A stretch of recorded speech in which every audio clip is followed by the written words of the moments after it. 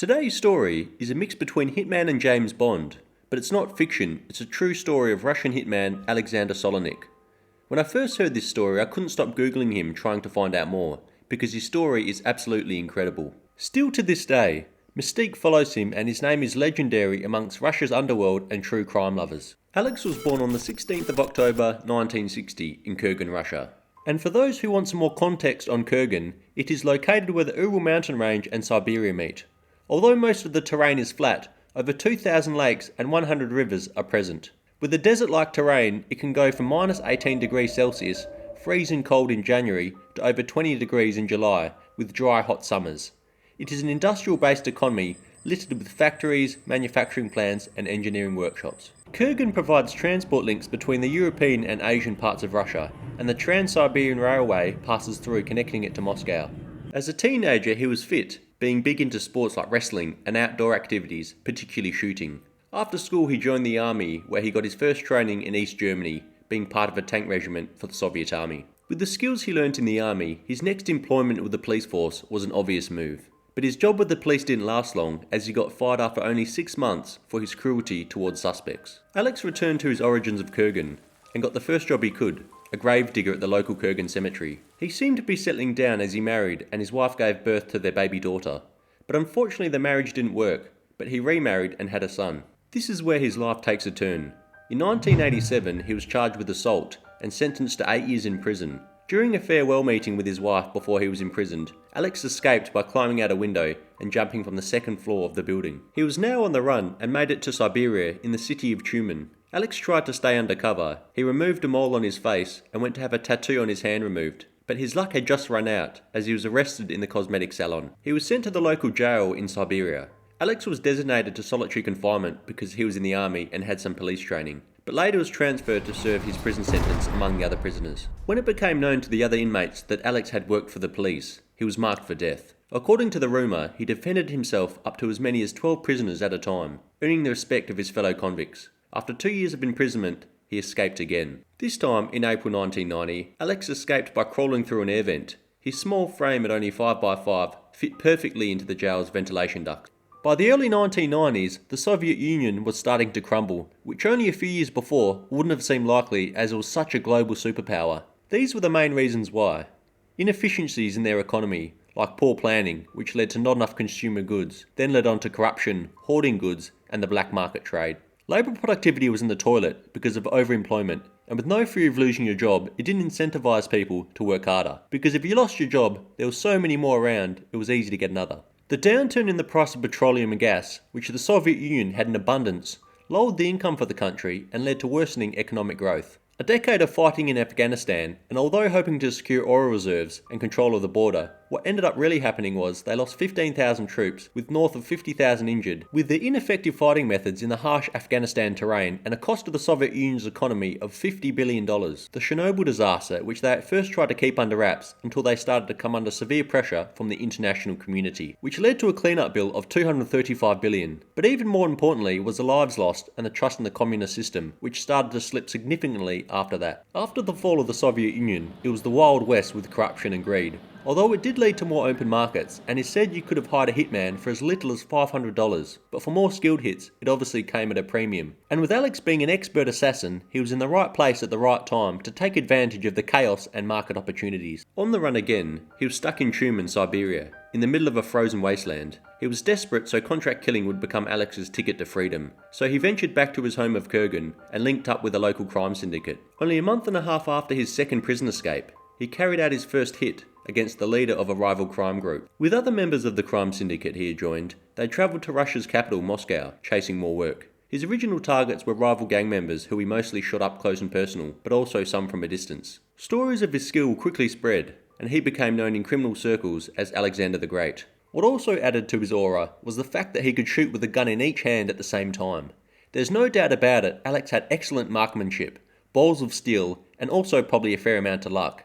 It is also said many of his hits weren't planned in detail, but were done using his sheer intuition. Moscow police were too slow and powerless to stop him, as Alex had a supernatural ability to disappear quickly. In 1992, he was given high-profile and better-paid jobs, his first target being Russian crime boss Viktor Nikiforov, also known as the thief-in-law, which is a term given to a formal and special status criminal authority. Only 6 months after that killing, he had another high-profile job, also a thief-in-law, Valery Daglashev, who he shot in a crowded nightclub, even though he was surrounded by bodyguards. He also eliminated Vladislav Vina, who was Valery's replacement. By 1994, Alexander returned to the crime group in Siberia to settle some debts. The crime syndicate there owed him $1 million. When the crime boss refused, Alex returned to Moscow, but he was just planning his revenge. The boss and some of his underbosses were found dead only a few days later. But it turns out another criminal gang were responsible for their deaths, as in 2006, Alexei Shepostov was arrested and admitted to murdering Atari Kazhvantvili. Regardless, Alex's reputation by this time was getting so big, he'd become infamous among the criminal underworld and top law enforcement figures in Russia. The police had had enough and made him a top priority, making several attempts to catch him. He and a fellow criminal associate were apprehended by Moscow police when they were having a drink at the marketplace. But the police failed to search Alex thoroughly, and he opened fire in the police station with a Glock 17, which he concealed under a raincoat. 3 policemen were hit, and Alex then ran outside, where he shot 2 more police officers. He was also shot and cornered, but managed to hold back the officers. His friend escaped, but he was overpowered and surrendered. He was sent to infamous Moscow prison, Matryoshkaya Tishina, which is nicknamed Sailor's Rest, and underwent an operation to remove a bullet stuck in his kidney. In 1995, Alex was the first person to escape Sailor's Rest prison, when prison official Sergei Menishkov, rumoured to also be working for the Russian mafia, provided him with a pistol and climbing equipment. Having placed a mannequin under the blanket of his bed to trick the guards, Alex escaped using the climbing equipment to rappel down from the prison roof, and got into an awaiting BMW. This time, he had very limited hiding places in Russia, as his name and face were known to the authorities and general public, as his escapes were now making the news. European newspaper Sevedonia wrote, Solonik could be called one of the best known and most ruthless contract killers. His nearly supernatural ability to disappear and emerge again might easily be compared to that of international terrorist Carlos the Jackal. But this time he managed to disappear without being reapprehended. 2 years later, in 1997, Alex surfaced in Greece with a fake passport, which he secured from the Greek consulate in Moscow. In Greece, he set up his own organisation of around 50 men, which dealt in drug smuggling and contract killings, and bought and rented several villas in an Athens suburb. Alex's reputation now grew to mythical proportions within Russia, and he was now featured in Russia's top 10 most wanted list. Alex's decision to lead the organisation left some crime bosses sour. It is said that he started using photos of his former bosses for target practice. Undoubtedly, they would have been paranoid of retaliation and the real threat posed by Alex, and he'd racked up dozens of killings, so he had many enemies. The mafia hired Sasha Soldat, another contract killer and ex-marine, who was also one of Alex's associates, to track him down. Alexander Postofilov, more commonly known as Sasha Soldat, ended up having a confirmed record of 35 kills under his belt, but long before that he'd started out as a musical school graduate, the polar opposite to gun for hire. Then got some work at the space industry factory in Moscow, before joining the army. He did well there and joined the Special Marine Corps and loved the action so much that when the Chechen War broke out in 1994, he was more than eager to join, but it wasn't meant to be. His military career wasn't advancing as he had originally hoped for, and he was known for frequent brothels. Then one night after a vicious and bloody brawl in a local bar with members of one of Moscow's organised crime groups, Sasha's fighting abilities impressed his enemies so much that they invited to join their ranks instead of punishing him. This is what he had been searching for in the army, and now he's going to be doing what he loved and getting paid well for it. Sasha's most unique quality was acting, which you don't think is relevant for a hitman to carry out their work. He also most likely developed the skill when he was at music school. One example is, he joined a group of repairmen and spent days impersonating them. Becoming friends with a group of local workers, Sasha then went for lunch with them to a place frequented by his next target victim, catching them and his unsuspecting security detail by surprise. Sasha completed the hit. Now I want you to remember his unique ability as we continue with Alexander Solonik's story. The trail led to a villa near Athens with a rent of $90,000 a year. The estate had a basketball court, golf course and a garden filled with sculptures. He and his girlfriend, a former Miss Russia winner named Svetlana Kotova, were living the life of something out of a movie. Svetlana had met Alex in a Moscow nightclub on New Year's Eve and travelled to Greece on January 25th at his invitation. She was met at the bottom of the staircase from the airplane with armloads of flowers. Waiting for her was a Mercedes with an elegant chauffeur. She called her mother and said that this was not life but a miracle. On January 30th, 1997, Sasha had rocked up at his villa.